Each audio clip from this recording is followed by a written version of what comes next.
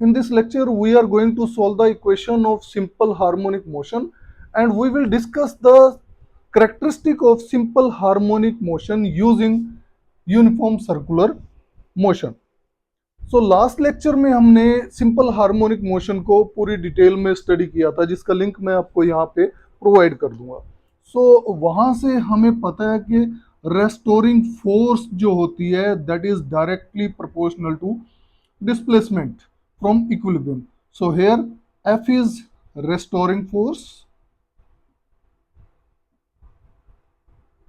and X is displacement from mean position या equilibrium position.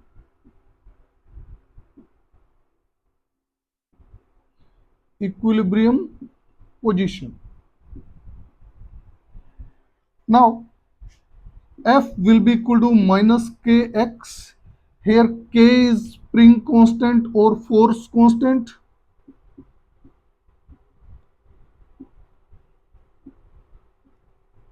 k को हम spring constant या फोर्स कांस्टेंट भी बोल देते हैं। इसकी यूनिट्स वगैरह हम सारा पहले लेक्चर में डिस्कस कर चुके हैं। इस माइनस साइन का क्या मतलब है? यहाँ पे माइनस साइन ये कहता है कि फोर्स और डिस्प्लेसमेंट एक दूसरे के ऑपोजिट डायरेक्शन में है। अगर डिस्प्लेसमेंट राइट साइड है तो फोर्स लेफ्ट साइड एक्ट करेगी, तो ये माइनस साइन का दोनों की डायरेक्शन जो है ऑपोजिट है, ये बताता है यहाँ पे। सो हमें पता है न्यूटन सेकंड लॉ से F equal to M A, from here acceleration equal to F by M. तो यहां से हम एक्सेलरेशन अगर बताएं तो होती क्या है? एक्सेलरेशन हमें पता है कि d2x upon dt square, because v equal to dx by dt velocity जो होती है, और acceleration dv by dt, and that is equal to d2x upon dt square.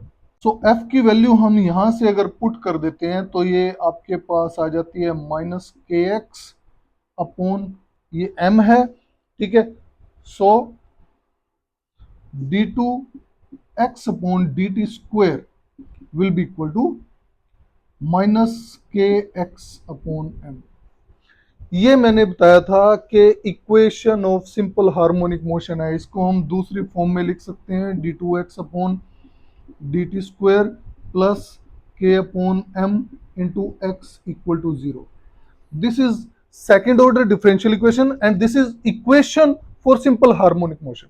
अब इसका सॉल्यूशन हमें यहाँ पे चाहिए, तो सॉल्यूशन के लिए क्या करेंगे हम? इसको, इस इक्वेशन को, सपोज ये इक्वेशन नंबर 1 है, किसी नॉन फॉर्म में रख लेंगे, ठीक है। हमारे पास डिफरेंशियल इक्वेशंस की फॉर्म होती है, डिफरेंट फॉर्म्स होती हैं जिनका सॉल्यूशन हमें जनरल सॉल्यूशन पता होता है। अगर हम इस इक्वेशन में k बाय एम को ओमेगा स्क्वायर मान लें, ठीक है, हमने कर दिया put omega square equal to k by M, तो ये इक्वेशन हमारी डिफरेंशियल इक्वेशन एक नॉन डिफरेंशियल इक्वेशन की फॉर्म में आ जाती है। इसकी फॉर्म क्या होगी? d2x upon dt square plus omega square x equal to 0, और इसका सॉल्यूशन हमें पता है क्या होता है, x equal to c into E raised पर अल्फा t। ये ओमेगा जो होता है यहाँ पे, ओमेगा एंगुलर फ्रीक्वेंसी होता है, एंगुलर फ्रीक्वेंसी। लेकिन हमने तो यहाँ ये वैल्यू पुट कर दी कि ओमेगा स्क्वायर। अभी हमने एंगुलर फ्रीक्वेंसी यहाँ इंट्रोड्यूस नहीं किया।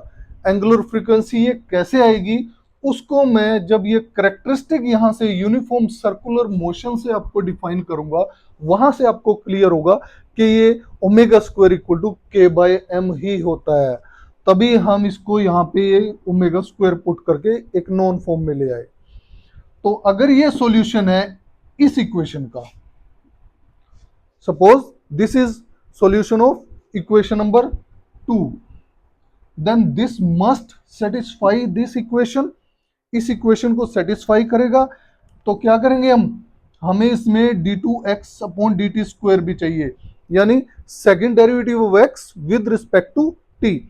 तो फर्स्ट डेरिवेटिव क्या होगा इसका? dx upon dt equal to c into alpha into E raised पर अल्फा टी। सेकेंड डेरिवेटिव क्या होगा, D two x upon D T square will be equal to C into alpha square E raised पर alpha T. ये value इसमें put कर देंगे, x की value भी इसमें पुट कर देंगे, तो हमारे पास इक्वेशन आएगी C alpha square E raised पर alpha T plus omega square, what is value of x, C into E raised पर अल्फा टी इक्वल टू 0। तो यहां से जो जो कॉमन आता है वो कॉमन ले लेंगे हम। यहाँ पे कॉमन क्या आएगा, सी कॉमन आएगा, ई रेस्ट पर अल्फा टी कॉमन आएगा। अंदर क्या बचेगा आपके पास, alpha square plus omega square, and this will be equal to 0। Now from here we see this c into E raised पर अल्फा टी, ये टर्म जो है दिस कैन नॉट बी 0, क्योंकि c कांस्टेंट है और ई रेस्ट पर alpha T 0 नहीं होगा। दिस कैन अप्रोच टू 0 अगर स्मॉल बहुत मोशन लें हम, लेकिन ये 0 नहीं होगा। तो क्या 0 होगा, this term will be 0। So from here alpha square plus omega square will be equal to 0 and alpha square will be equal to omega square, and this implies alpha equal to plus minus iota omega। Alpha की value plus minus iota omega आ गई। From here we can say this equation which has solution x equal to C into E raised power alpha t has two roots.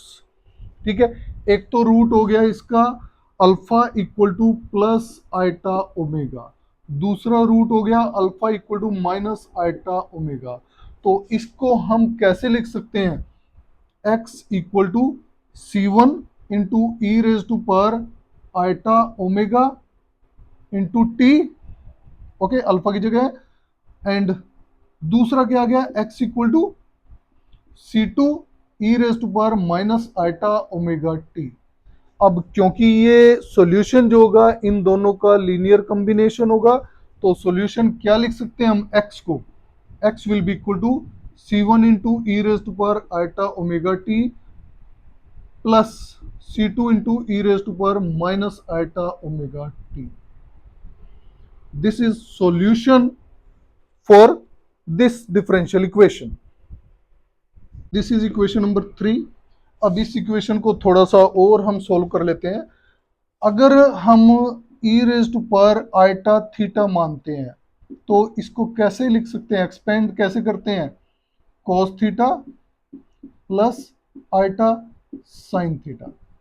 तो अगर यहाँ पे e raise to power iota omega t है तो इसको कैसे लिखेंगे हम, cos omega T plus iota sine omega t. तो इसको हम इस इक्वेशन में पुट कर देंगे, इक्वेशन नंबर 3 में। तो हमारे पास क्या आएगा, x equal to C one into E raise to power iota omega t की जगह cos omega T plus iota sine omega T plus सी टू, और इसकी जगह क्या आएगा आपके पास, cos omega t minus eta sine omega t. ये सपोज करो इक्वेशन नंबर 4 है। सो यहां से हम इक्वेशन को कैसे लिख सकते हैं, x equal to cos omega t ये कॉमन ले लेंगे, तो cos omega t c one plus सी two plus iota sine omega t, यहां से कॉमन ले लो, sine omega t, eta sine omega t. तो ये क्या आपके पास आएगा, c one minus c two. तो इसको लिख सकते हैं थोड़ा सा और तरीके से, अगर हम लिखें सी वन प्लस सी two cos omega T plus eta c one minus c two sine omega t. ये इक्वेशन नंबर 5 आ गई। अब इस इक्वेशन नंबर 5 में हम सी वन प्लस सी टू को ए साइन 5 मान लेते हैं। Let c one plus C two equal to a sine 5 and eta c one minus c two equal to a cos 5। Then equation number 5 will become x equal to A sine phi cos omega T plus A cos phi sine omega T, and ये formula अगर sine cos फॉर्मूले से लें हम, then this will be A sine omega T plus phi. अगर यहाँ पे sine omega T plus phi की एक्सपेंशन लें तो हमारे पास यही टर्म आएगी। This is equation number 6। So this is complete solution of equation of simple harmonic motion. अब हम इसके करेक्टरिस्टिक यहाँ पे स्टडी करेंगे यूजिंग यूनिफॉर्म सर्कुलर मोशन, और यहां से आपको क्लियर करूंगा कि फाई क्या है, ओमेगा टी क्या है, ये सारी चीजें आपको, एंगुलर डिस्प्लेसमेंट क्या है, यहां अब मैं यूनिफॉर्म सर्कुलर मोशन से क्लियर करने वाला हूं। सो अब तक हमने इक्वेशन ली थी d2x upon dt square plus omega square x equal to 0, और ओमेगा स्क्वायर को यहाँ पे k बाय m माना। ओमेगा एंगुलर फ्रीक्वेंसी होती है, लेकिन हमें ये नहीं पता कि ये ओमेगा स्क्वायर यहाँ इसको मान लिया, ये तो हमने इक्वेशन को नॉन फॉर्म में लेके आने के लिए किया था ताकि उसका सॉल्यूशन ले सकें, लेकिन ये नहीं पता कि क्या यही हमारी एंगुलर फ्रीक्वेंसी होती है यहाँ पे ओमेगा। ठीक है, तो उसके लिए मैं यहाँ पे यूनिफॉर्म सर्कुलर मोशन की हेल्प लेने वाला हूँ। ठीक है, एक तो यहाँ पे सबसे पहले क्या एज्यूम करेंगे हम कि जो x है डिस्प्लेसमेंट फ्रॉम इक्विलिब्रियम है, that is function of time. Displacement from equilibrium is a function of time.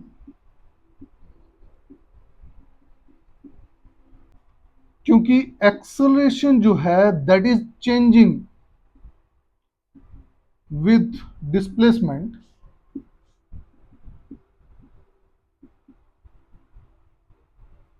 so this motion is related to uniform circular motion।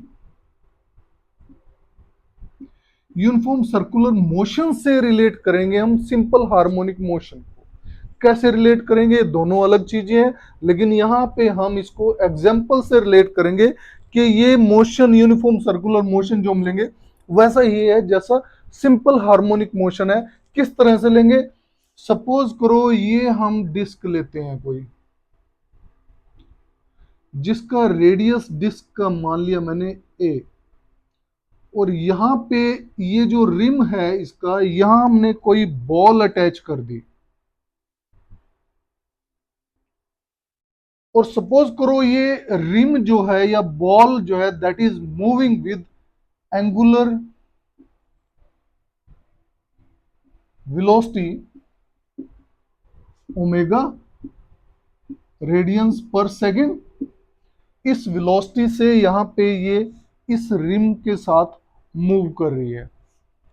Okay, suppose ये यहाँ पे हमने क्यू मान लिया इसको, ये बॉल है, ये पॉइंट ओ है, ओरिजिन है जो अटैच है। बॉल जो है एंगुलर वेलोसिटी ओमेगा रेडियन पर सेकंड से यहाँ मूव कर रही है। ओके, सपोज करो यहाँ पे हमने कोई स्क्रीन ले ली और यहां से ये लाइट हम इसके ऊपर डाल रहे हैं।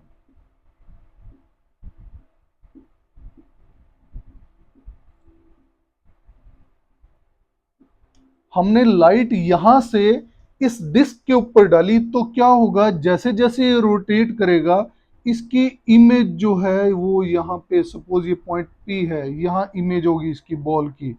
ओके, फिर जैसे यहाँ होगा तो ये इमेज जो हम देखेंगे इसके रोटेशन के साथ this will move back and fourth. इसका इमेज का मोशन जो होगा बैक एंड फोर्थ मोशन होगा।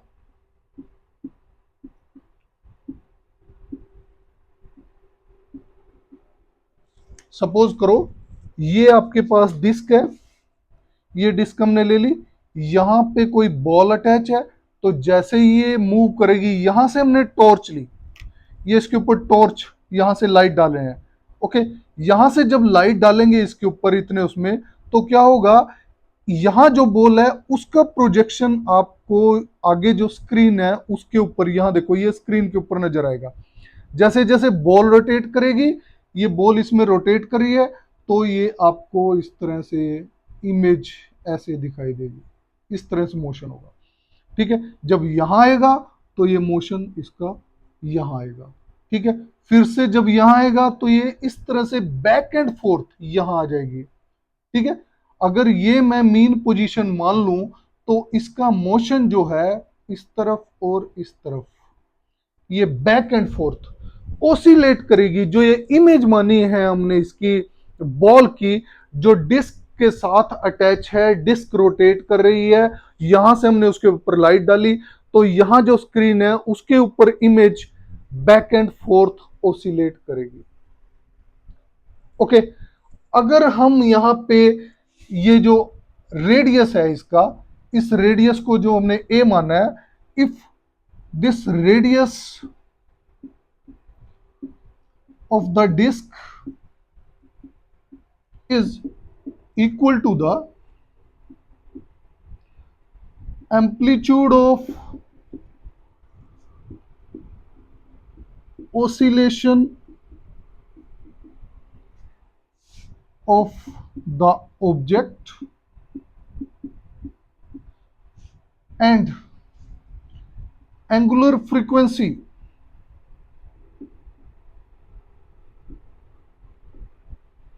that is 2 pi f, या 2 pi न्यू ले सकते हो आप, 2 pi f is equal to the angular velocity of the ball। Ball या डिस्क जिसके साथ ये अटैच है, जो मूव कर रही है, ये इसकी एंगुलर वेलोसिटी हमने मानी थी। अगर ये angular velocity is equal to the angular frequency of the object, angular frequency of the object in simple harmonic motion. Simple harmonic motion में जो ऑब्जेक्ट की एंगुलर फ्रीक्वेंसी है, अगर वो इक्वल है angular velocity of this ball. और दूसरा case क्या लिया हमने, कि अगर radius of the disc is equal to amplitude of oscillation of the object in SHM, simple harmonic motion. यहां पे हम उस केस में बोल सकते हैं कि सिंपल हार्मोनिक मोशन और यूनिफॉर्म मोशन एक जैसे हैं, और you can say the uniform circular motion is projection of simple harmonic motion। Simple harmonic motion की प्रोजेक्शन है ये जो हमने यहाँ पे यूनिफॉर्म सर्कुलर मोशन दिखाया है। तो पहला केस लेते हैं कि रेडियस ए जो है वो एम्पलीट्यूड है। सपोज करो ये इक्विलिब्रियम पोजीशन है, कोई स्प्रिंग है, यहां से यहां मैक्सिमम एम्पलीट्यूड है उसका, तो मैक्सिमम एम्पलीट्यूड ए ले लिया। यहां से यहां लेफ्ट साइड में जाएगा तो ये माइनस ए होगा, यानी मैग्नीट्यूड ऑफ मैक्सिमम डिस्प्लेसमेंट, जिसको हम एम्पलीट्यूड बोलते हैं, is equal to the amplitude of oscillation of the object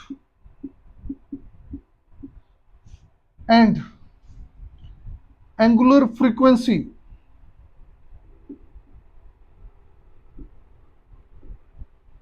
that is 2 pi f, या 2 pi न्यू ले सकते हो आप, 2 pi f is equal to the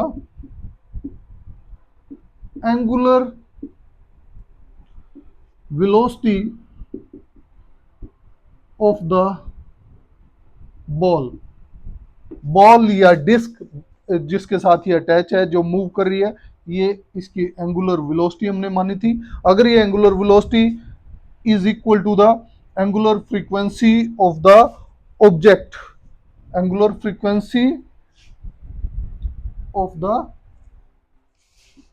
object in simple harmonic motion, simple harmonic motion में जो object की angular frequency है, अगर वो इक्वल है angular velocity of this ball. और दूसरा केस क्या लिया हमने कि अगर radius of the disc is equal to amplitude of oscillation of the object in SHM, simple harmonic motion. यहां पे हम उस केस में बोल सकते हैं कि सिंपल हार्मोनिक मोशन और यूनिफॉर्म मोशन एक जैसे हैं। सो अभी जो हमने स्टेटमेंट दी है, this simple harmonic motion is the projection of uniform circular motion onto the diameter.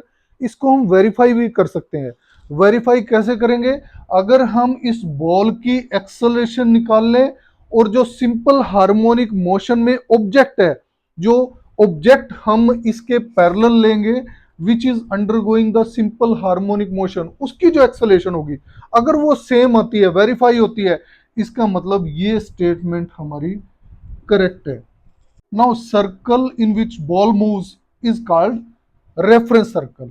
जिस सर्कल में बॉल मूव कर रही है ताकि प्रोजेक्शन मैच कर जाए, उसको हम रेफरेंस सर्कल बोलते हैं।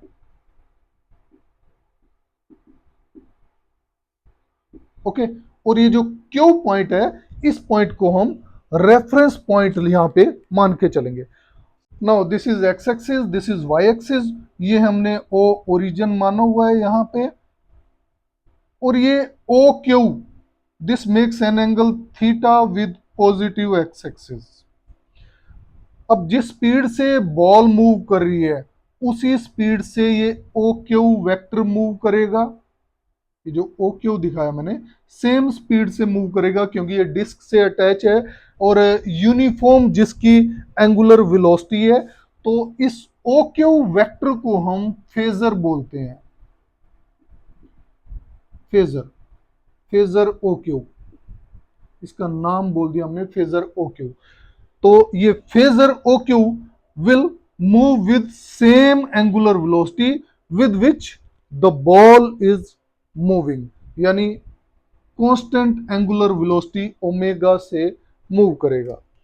अब सपोज करते हैं हम यहां पे, ये हमने जो यहां P लिया इसके ऊपर, सपोज करो यहां से जब परपेंडिकुलर ड्रा किया मैंने, ये P पॉइंट है सपोज, ये what is P? P is the projection of Q on to this x axis. X axis पे Q पॉइंट की प्रोजेक्शन हमने ले ली, जो हमने P यहां से दिखाया था ये शेडो, अब मैं शेडो मान के चलूं कि यहां पे है। और एक चीज मैं आपको पहले ही बता चुका हूं कि radius of the disc is equal to the amplitude of oscillation of the object in simple harmonic motion, ये हम यहाँ पे मान के चले हैं। तो यहां से यहां तक का जो ये अगर डिस्टेंस लें या डिस्प्लेसमेंट लें, वो हम कैपिटल ए मान रहे हैं, and which is equal to radius of this circle. तभी हम इसको कंपेयर कर सकेंगे सिंपल हार्मोनिक मोशन से। सपोज करो ये स्प्रिंग है, मासलेस स्प्रिंग है, जिसके साथ ये कोई बॉडी अटैच है, ये इसकी इक्विलिब्रियम पोजीशन है, और यहां से ये अगर हम स्ट्रेच करते हैं यहां तक आता है, दिस इज ए, और यहां से जब ये वापस यहां तक आता है, दिस इज माइनस ए। तो ये ए और यहां तक अगर मैं दिखाऊं ये minus A, this is amplitude of oscillation in case of spring, या हम सिंपल पेंडुलम लेते हैं, जिसको हमने कंपेरेबल माना है इस यूनिफॉर्म सर्कल के रेडियस के इक्वल, इसके इक्वल माना है हमने रेडियस के। और क्या चीज हमने मानी थी equal? Angular frequency 2 pi f of the object in simple harmonic motion is equal to angular velocity of the ball. ठीक है, तो इसकी जो एंगुलर वेलोसिटी ओमेगा है वो किसके इक्वल है, 2 पाई एफ के इक्वल हमने यहाँ पे मान ली। नाउ अगर यहाँ पे मैं इसको रिजॉल्व करूं तो ये क्या आएगा, this x will be equal to a cos theta. हमने एक्स कंपोनेंट ले लिया फेजर का एट टाइम टी। किसी टाइम टी पे सपोज करो बॉल यहां पे है, ठीक है, तो इसको जब यहां रिजोल्व करेंगे तो एक्स कंपोनेंट ले लिया हमने इसका, x equal to a cos theta होगा। और इसकी वेलोसिटी कहां होगी, ये वेलोसिटी कहां शो करेगी, वेलोसिटी की डायरेक्शन ये होगी, this will B direction of velocity, जिसको हम वी क्यू से डिनोट कर सकते हैं यहाँ पे, वी क्यू। वेलोसिटी हमेशा कहां होगी, अलोंग द टेंजेंट, टेंजेंट के अलोंग होगी वेलोसिटी, क्योंकि डायरेक्शन तो है लेकिन मैग्नीट्यूड सेम है, स्पीड सेम है, एंगुलर वेलोसिटी सेम है, ठीक है, मैग्नीट्यूड सेम है उसका, लेकिन वेलोसिटी हर पॉइंट पे अलग होगी। अगर हम यहां पे लें तो यहां वेलोसिटी कहां होगी, यहाँ पे होगी। इस पॉइंट पे लें तो वेलोसिटी कहाँ होगी, यहाँ होगी। तो ये मैंने अपना एक लेक्चर बनाया था यूनिफॉर्म सर्कुलर मोशन, उसका लिंक मैं यहाँ पे दे दूंगा, उसको आप वहां से देख सकते हो, अच्छे से पता चल जाएगा कि वेलोसिटी इसकी कहाँ होगी। अब एक्सेलरेशन कहाँ होगी, acceleration will be directed towards origin. Acceleration हमेशा ओरिजिन के तरफ एक्ट करेगी, टुवर्ड्स द ओरिजिन। तो ये ए क्यू जो होगा यहां पे एक्ट करेगी acceleration, directed towards origin. We Q velocity के अलोंग नहीं करेगी, क्योंकि इसके अलोंग करेगी तो यूनिफॉर्म सर्कुलर मोशन नहीं होगा, ये इसको कहीं और ले जाएगा, स्ट्रेट लाइन में ले जाएगा। ओके, सो इसी को हम ए क्यू जो आई हमारी, this is directed towards the centre, इसको सेंट्रीपिटल एक्सेलरेशन भी बोलते हैं, centripetal acceleration.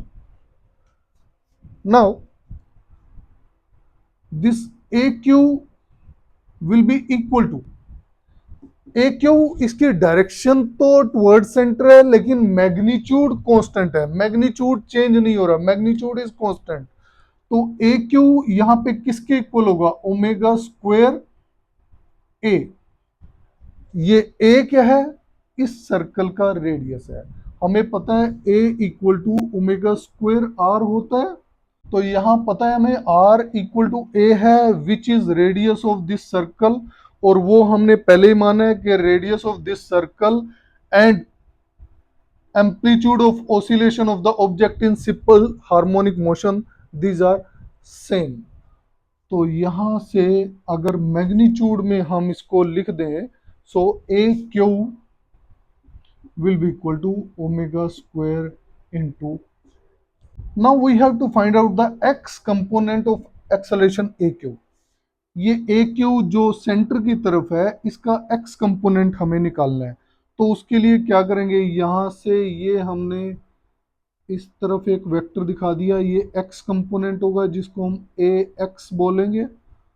और यहां से अगर मैं ये परपेंडिकुलर ड्रा करूं, ये परपेंडिकुलर हो गया, ये एंगल कितना होगा, this angle will be theta, क्योंकि ये एंगल थीटा है तो ये एंगल भी थीटा होगा, क्योंकि ये लाइन इसके पैरेलल है, एक्स की पैरेलल है। इसको थोड़ा सा और मैं खोल के बना देता हूँ यहाँ पे। तो सपोज करो ये आपका क्यू था यहाँ पे और ये ए क्यू आ गया, okay, suppose this is a x, ये ए क्यू है, ये ए एक्स है, तो यहाँ से ये परपेंडिकुलर हमने ड्रा कर लिया, दिस इज परपेंडिकुलर, ये एंगल थीटा है, ये एंगल अगर थीटा है तो ऑब्वियस है ये एंगल भी थीटा होगा, इसलिए मैंने इसको थीटा कर दिया। अब ये राइट एंगल ट्रायंगल है, इस राइट एंगल ट्रायंगल से cos थीटा किसके इक्वल होगा, cos theta will be equal to base upon hypotenuse. Base कितना है, ये बेस है, this is a x, what is hypotenuse, ये हाइपोटेन्यूज हो गया इसका a q. So a x equal to a q cos theta. तो यहां से हम लिख सकते हैं एक्स कंपोनेंट एक्सेलरेशन का equal to a q cos theta. लेकिन यहां पे हम एक चीज और करेंगे कि माइनस साइन लगा देंगे। माइनस साइन लगा दिया हमने। माइनस साइन क्यों लगाया? क्योंकि ये एक्सेलरेशन जो मैंने एक्स कंपोनेंट लिया, this is along negative x axis, ये नेगेटिव साइड में है। हमारा एक्स इस तरफ है, पॉजिटिव डायरेक्शन उस तरफ है, लेकिन ये इस साइड है, इसलिए हमने इसको यहाँ पे माइनस साइन ले लिया। ए क्यू की वैल्यू हम यहां से पुट कर देंगे। Then we have a x equal to minus omega square a cos theta, और a x equal to minus omega square into x, क्योंकि हमने यहाँ पे x को a कोस थीटा लिया था। ये x है which is equal to a cos theta, ये हम पहले यहाँ पे ले चुके हैं। हमने इस पॉइंट की प्रोजेक्शन ली थी P पॉइंट पे और इसको रिजोल्व किया था, यानी हमने यहाँ से OQ को, फेजर को रिजोल्व किया था, तो उसको x मान लिया था which is equal to a cos theta. तो हमने a कोस थीटा को यहाँ पे एक्सपोर्ट कर दिया। अब यहां से हम क्या देखते हैं कि एक्सेलरेशन और displacement, what is x? X T मैंने आपको शुरू में ही बताया था, या एक्स सिंपली, क्योंकि ये फंक्शन ऑफ टाइम का है डिस्प्लेसमेंट, तो इसको एक्स टी लिख देते हैं। तो x is the displacement from mean position. तो हम यहां पे क्या देखते हैं कि एक्सेलरेशन और एक्स, एक्स क्या था? Displacement from equilibrium position in simple harmonic motion, they are opposite to each other.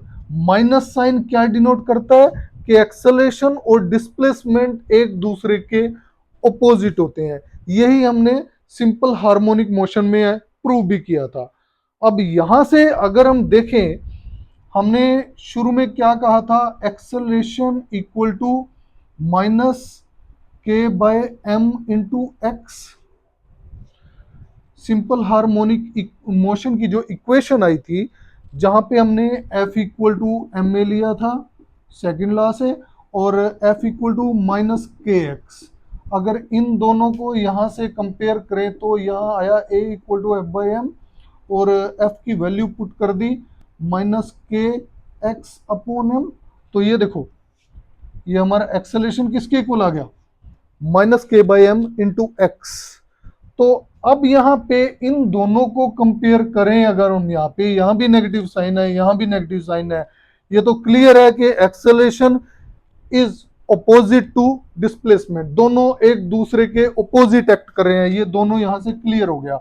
ठीक है, तो कंपेयर करने के बाद क्या आएगा? Omega square equal to k by m, और omega equal to under root k by m. This is angular frequency. तो यहां से हम दोबारा बोल सकते हैं कि एक्सेलरेशन ऑफ पी, ये पी जो यहां पे ओसिलेट कर रहा है, इसकी एक्सेलरेशन डिस्प्लेसमेंट के ऑपोजिट है। अब यहां पे देखें हम एंगुलर वेलोसिटी, और ये क्यू की एंगुलर वेलोसिटी, और जो पी की एंगुलर फ्रीक्वेंसी थी, जो पी ओसिलेट कर रहा है सिंपल हार्मोनिक मोशन में, और ये जो बॉल यहां रोटेट कर रही है विद एंगुलर वेलोसिटी, ये हमने सेम माना था, तभी हमने इसको रेफरेंस सर्कल माना था और क्यू को रेफरेंस पॉइंट माना था यहाँ पे। तो यहां से ये दोनों चीजें, angular frequency is equal to angular velocity, यहां से ये दोनों सेम चीज आई, क्योंकि हम यहां पहले ही मान के चले थे इस क्यू की जो एंगुलर वेलोसिटी है, that is equal to angular frequency of oscillation of this p, जो यहाँ पे ये इमेज ओसिलेट कर रही है बैक एंड फोर्थ, इसकी एंगुलर फ्रीक्वेंसी यहाँ सेम है। और ये हमारे पास omega equal to under root k by m आई। अगर मैं सिंपल डेरिवेशन जब आपको की थी, इक्वेशन का सॉल्यूशन जब लिया था, तो वहां पे ये इक्वेशन थी हमारे पास d two x upon D T square plus k by m into x equal to zero. तो यहाँ पे हमने के बाय एम को ओमेगा स्क्वायर माना था। यहाँ तो सिंपल हमने क्या किया था, इस इक्वेशन को जो नॉर्मल इक्वेशंस होती हैं हमारी डिफरेंशियल इक्वेशन, किसी पर्टिकुलर इक्वेशन की फॉर्म में लाने के लिए कहा था, ताकि ये किसी पर्टिकुलर इक्वेशन की फॉर्म आ जाए और उसका सॉल्यूशन हम निकाल सके। वहां हमें नहीं पता था कि ओमेगा हमारी एंगुलर फ्रीक्वेंसी है, लेकिन यहां से मैंने क्लियर कर दिया आपको एंगुलर फ्रीक्वेंसी ओमेगा है और ये under root k by M के इक्वल है। ये वेरीफाई होता है यहां से। जो हमने एक्सेलरेशन डिस्कस की है, this is one of the important characteristic of simple harmonic motion. दूसरा करेक्टरिस्टिक हम डिस्कस करेंगे टाइम पीरियड। टाइम पीरियड को हम कैपिटल टी से डिनोट करते हैं। होता क्या है, time period is the time taken by an object to complete one revolution. अगर ये बॉल है यहाँ क्यू पॉइंट पे है, दोबारा से यहाँ क्यू पे आने तक कितना टाइम लेगी, या हम पी से करें तो ये जो ऑब्जेक्ट था पी पे आया, यहां गया और दोबारा से पी पे आया, ठीक है। तो एक कंप्लीट साइकिल इसने कर लिया, पी से गया और पी पे वापस आया। तो इतने में टाइम हमने टी मान लिया, क्योंकि जब क्यू से ये दोबारा क्यू पे आएगी तो ये पी से दोबारा पी पे आ जाएगा। Okay, so this is time period. और ये थीटा क्या था हमारा, थीटा, थीटा है एंगुलर डिस्प्लेसमेंट।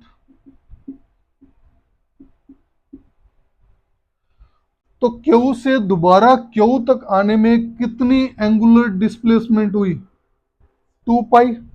ये एंगुलर डिस्प्लेसमेंट है। एंगुलर वेलोसिटी हमने ओमेगा मानी थी। ओमेगा इक्वल टू कितना होता है, angular displacement upon time taken.